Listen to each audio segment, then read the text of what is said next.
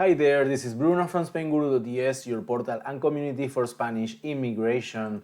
We're gonna talk about the story of Katie McEwen, who transitioned from the auxiliar program in Spain to a full-time English teacher.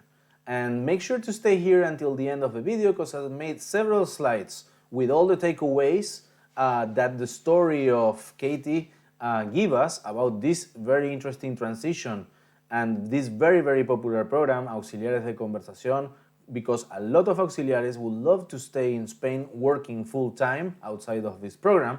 So let's see how it went with her. Katie McEwen arrived in 2014 through the auxiliar program in Spain. She then went through the visa modification process to get a work permit and landed a job as a full-time English teacher at a private school. We asked her a few questions about her experience. So, she was in Madrid, 2014. Initial visa type is a student visa through the CIEE program. Current visa type, work visa, and residency.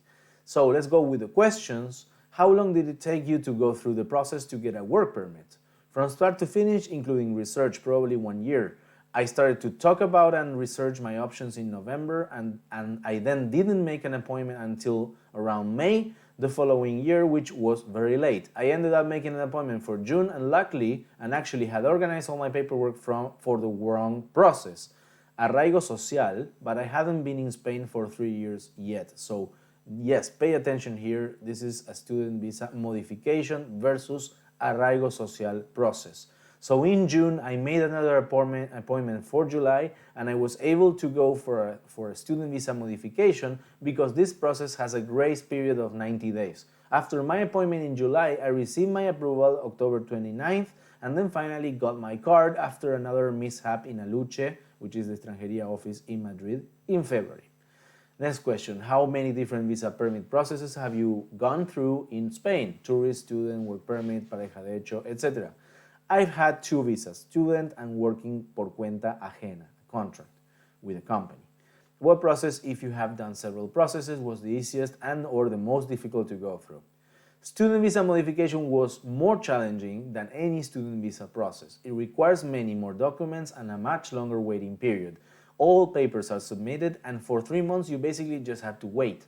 Furthermore, it's easy to confuse student visa modification and arraigo social because they are very similar processes. It's really important to know what the difference is between student visa modification and arraigo social.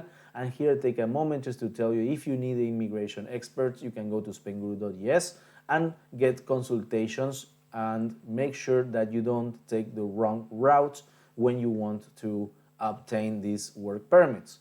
Next question, what is something you regret about your whole legal process for Spain? Anything you wish you would have done differently?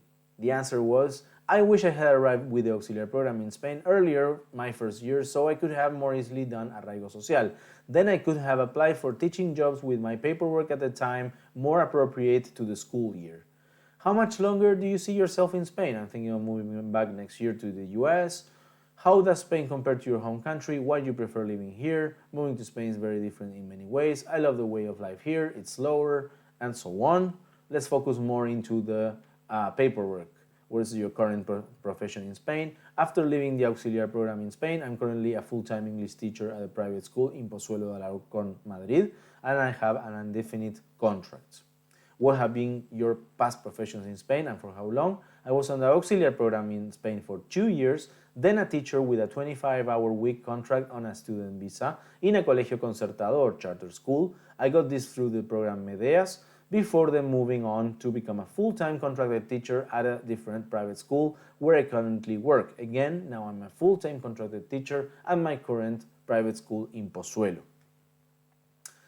All right, and then if you want to read more about the specific case of Katie, I highly encourage you to go to read the full article, which I am sharing the link in the video description below. Now let's go to the main conclusions that I wrote, the main takeaways, and please bear in mind this is no legal advice, as this was based on personal experience and internet research. So let's go with it. When you enter Spain with a residency that is different from your regular permit, you can transition from into a regular work permit, right? And this can be done directly from Spain. The process takes more or less 1 year, so make sure you are taking the correct route before starting the application because it can be very long. Student visa modification is different than a right course. And it is also possible to modify to a self-employment work permit, all right?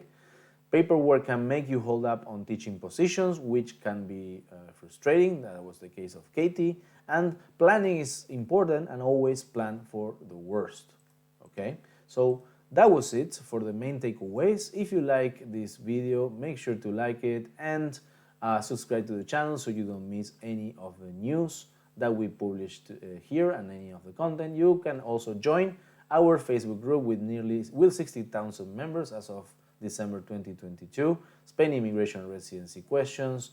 You can also join our non-lucrative visa Facebook group, digital nomad visa Facebook group, and you can also post your questions anonymously. I highly recommend you also to join our weekly newsletter that we send every single Monday morning, featuring the top discussions of our community. Again, thank you so much for watching this video. I wish you a wonderful day. This is Bruno from Spainguru.es. Goodbye.